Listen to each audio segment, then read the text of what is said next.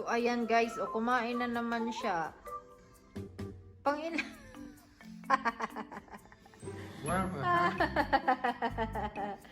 Oh my goodness, paborito niya talaga ang bilo-bilo. Ano masasabi mo sa bilo-bilo ko, Daddy? What can you say about my bilo-bilo? It's the best. Okay.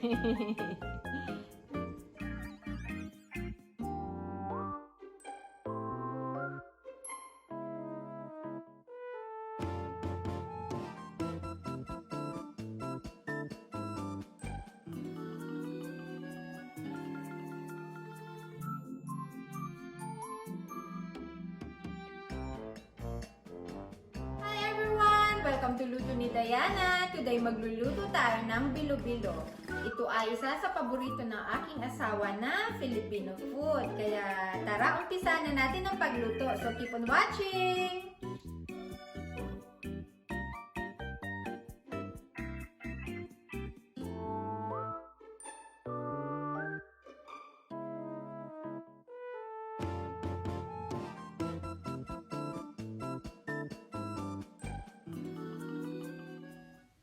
First, ipapakita ko muna sa inyo kung paano ko ginawa ang bilo-bilo balls. Ginawa ko ito guys ng ahead kasi mas matagal itong gawin. Ang ating measurement ng ingredients, paki-check na lang in the description box down below.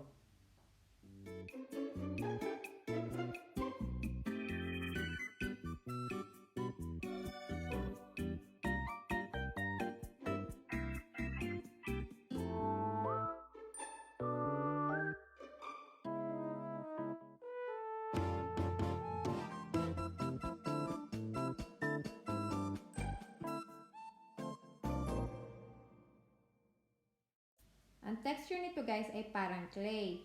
Kung sa tingin nyo ay medyo basa, pakidagdagan na lang ng extra glutinous rice flour.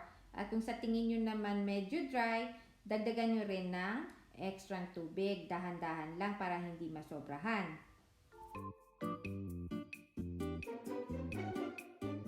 So ayan guys, pwede na natin itong gawing bilo-bilo balls. Perfect na perfect yung texture. Kayo na bahala sa size. And then, after nito, ilagay natin sa fridge overnight and then lutuin natin kinabukasan. Kaya, ayan guys, see you bukas! At ito yung ating mga ingredients. Coconut milk, sugar, glutinous rice flour balls, tapioca pearls, sweet potato, cassava, banana plantain, and jackfruit.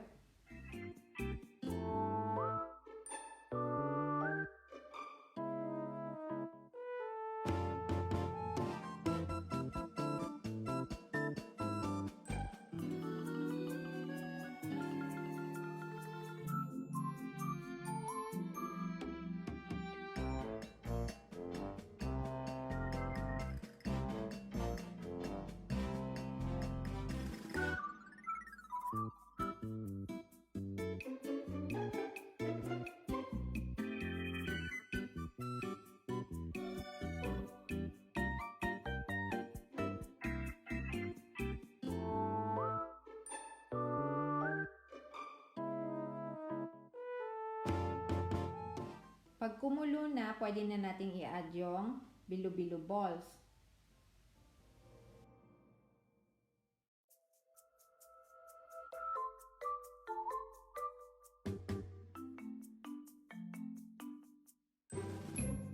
Pagkalagay natin ng bilo-bilo balls, i-stir natin continuously para hindi siya magdikit-dikit. Mga about 10 minutes.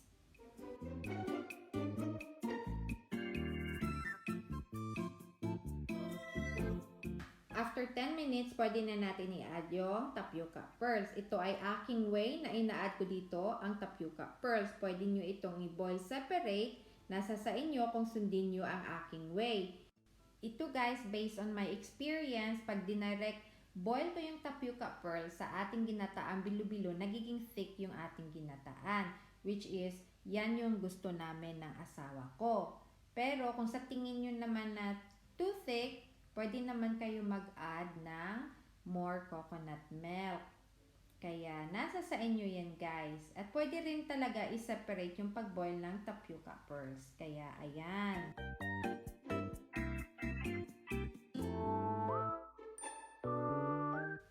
Continue lang natin yung pag-stir guys para hindi magdikit-dikit yung ating tapioca pearls at yung glutinous rice flour balls. Kaya continue lang ng continue sa pag-stir.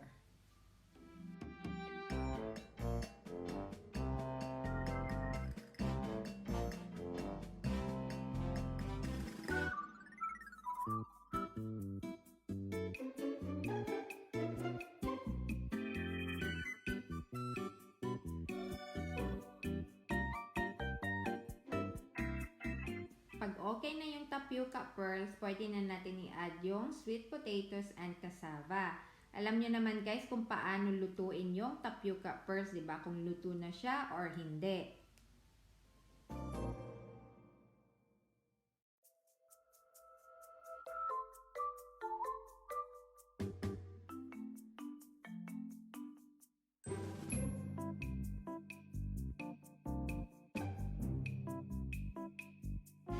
Iko-continue lang natin yung pag-stir. Ito yung kalaban natin dito guys, yung pag-stir. Magkakaroon tayo ng muscles dito. Kaya, ayan. So, once medyo okay na yung sweet potato and cassava, yung semi-cook, pwede na natin i-add yung banana. At then, stir ulit natin. Haluin lang natin at lutuin natin yung banana about 5 to 8 minutes.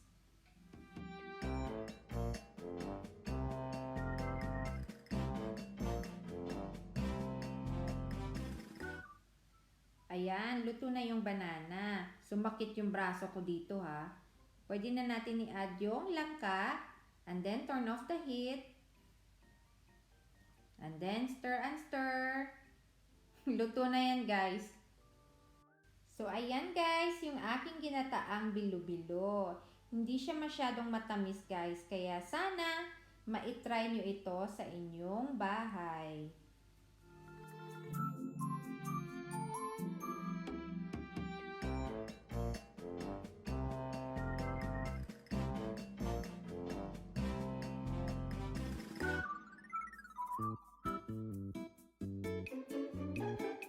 So, okay guys, titikman namin ito. Yung bilo-bilo. Paborito niya kasi ito guys. Kaya, ayun. Saka gusto niya yung medyo thick. Kumakain lang siya nito guys pag ako yung nagluto. Am I right? Yes. You're only eating this one if I'm the one who made it? Yes. Yeah. Pag iba ayaw niya. Ewan ko. Yeah.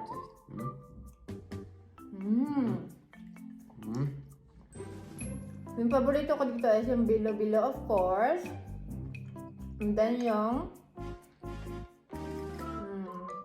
kamuting kahoy. I like the langka. Langka, ilan. And the tapioca. Sarap. Sarap daw.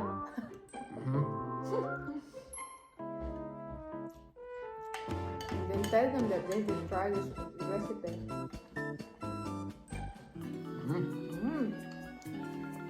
Idea niya. You also want to try that here? Kaya niyang kainin 2 bowls. Tapos the next day kakain pa rin siya. Ako hindi ko nga ito masyado medyo maubos. Pero masarap siya. It's not over sweet. It's just in the middle. Hindi rin naman masarap pag masyadong super sweet, diba?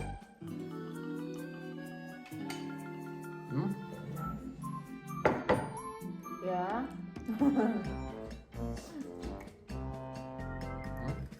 So that's it guys.